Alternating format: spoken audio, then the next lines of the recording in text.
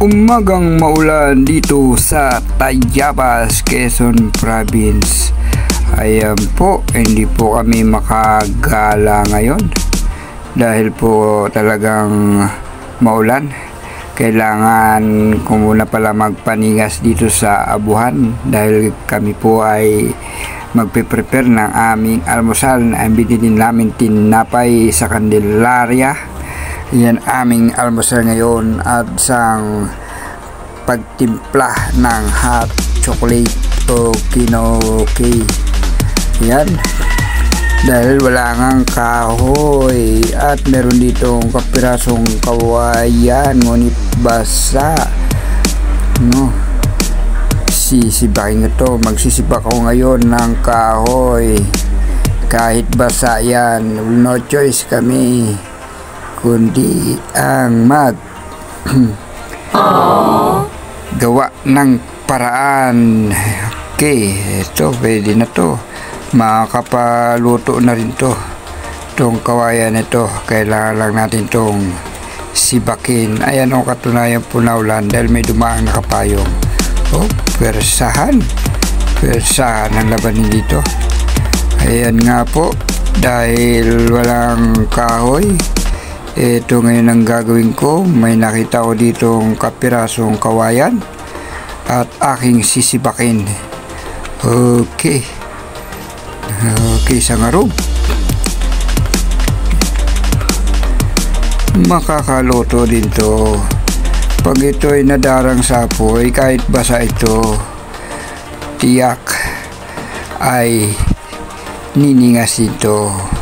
Sabi nga, ang basang kahoy kapag nadarag sa apoy, tiyak magliliyap.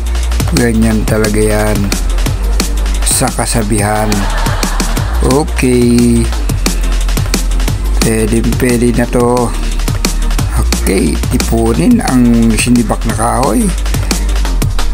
Dating gawi, paningasin ang bunot.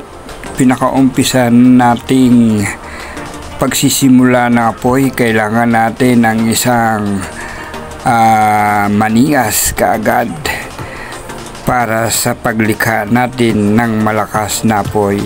At ito nga, akin ang sisindihan. Okay, dahil medyo malamig ang panahon, ay kailangan talaga ang pagpaninasin, ihip para mag-apoy. Ayan, namatay. Ayan, o, pag may usok, tiyak magkakaroon ng apoy. Tiyaga lang talaga rito kapag tayo ay magpapaningas ng yung tatawag na mano-mano o kahoy lang ang gamit. Kailangan mo mag-effort. Okay, mag-ubos ng hangin. Ayan, umusok-usok na. Umusok-usok na. Nakikinita na ang pag-asa. Ano pa natin? Palawakin. Ayun na. Okay. Pero na. Lagyan uli ng bunot. Kahit mamasama-sama ang bunot, okay yan. Iba yan. Magpapakitang lingas yan. Kaya ito ngayon, okay, makapal na ang usok. Ganyan makapal ang usok, ibig sabihin ay nagniningas siya kahit basa. Okay, gamitan natin ng plastic na pamaypay. Gagamitan natin yan ng plastic na pamaypay. Kaya yan, okay. Ito, ihanda na natin ang kawayan. Atin na munang ibabad, painitan para bilis siyang mag-apoy kasi nga basa ang kahoy. Sabagay, kahit basa ang kahoy, tiningas din yan, mapipilitan din yan mag-apoy dahil sa mga bunot na aking inuna. Ay dyan, tuloy-tuloy lang natin ang pagpapaningas dito kahit medyo matagal-tagal. pagtiyagaan talaga. Kailangan natin magpainit at maglaga ng tubig. Okay, nag-apoy na. Sinasabi na tiyaga-tiyaga lang yan, tiyak aapoy din yan at mabusan ka ng hangin. Ayan, saka ihip.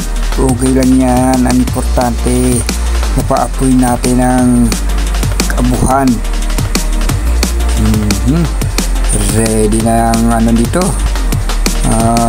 kaserola. Lagyan na natin ng tubig. Okay na okay sa marub. Paningasin pa natin ng konti. Kailangan pa natin ng bunot. Ayan, nasa paligid lang ang bunot. Buti na lang merong bunot na talagang nakatulong na mapabilis ang pagpaninga sa abuhan. Okay na okay sa marub. Kaya walang kahoy dito, ay wala naman talagang nagluluto dito. Kaya kami pag napunta lang dito, ayan, saka lang nagagamit abuhan. Ayan, salang na ang kaserola. Mainam to, kaserola, manipis para mabilis uminit ang tubig o kumulo. Okay, ayan, ready na. Ayan na, okay na. Tuloy-tuloy ng apoy niyan. Tuloy-tuloy ng apoy niyan. Huwag kang titigil sa pagningas. Sa katunayan, ang naginingas dyan ay yung bunot. Ayan, saksak ng basang panggatong. Saksak din sa kabila. Kahit paano painit. May nagakot ng gatong. Galing bukid, naghakot ng panggatong. Okay na okay sa ora ito. Kami dito pengi panggatong, kaibigan. Joke lang. Okay, tuyo-tuyo na yung basa. Magniningas din yan maya. Natuyo na yung kawayan. Okay. Meron pa rin apoy sa lalim. Uy, namatay dahil nga mahangin, namatay. Iip naman tayo ngayon. Magpapaypay. Namatay sa lalim. Namatay. Okay, yan. Yun, nagkaroon ulit na apoy. May apoy na uli sa ilalim. Ganito sa probinsya, hindi kagaya na Manila o lugar na inyong titiran. Meron di kuryente at meron di gasol. Pero dito, challenge to mga kaibigan. Okay, ready ko na ang mug. Ayan. Idalta ko yung isang mug kasi hindi pantay, maliit. Kaya kailangan kami pantay. Yan, okay na, pantay na ang mug. Ito na nga pala yung binili namin tinapay sa Candelaria. Masarap po ang tinapay sa Candelaria. Lasa talaga. Ang gatas. Lasang gatas at saka makapal, mabigat. Hindi kagaya ng tinapay sa binibilan natin. Ako po, pag kinusot mo, hanggang piraso na lang, sinlaki ng posporo. Pero ito, okay na okay ang tinapay dito. Dalawa lang dito, tsak, busog ka na. Ay, dyan. Yan natin kung ready na. Okay. Ready na ang aming almusalin, mga kaibigan. Ayan, kailangan namin di masira ang plastic kasi buhol na buhol. Magagamit namin ito. Magagamit namin nalagyan. Baka kami umuwi na may madadala kung sakali, kung may bunga ang saging. Okay, ready na. Atin ang titimplahin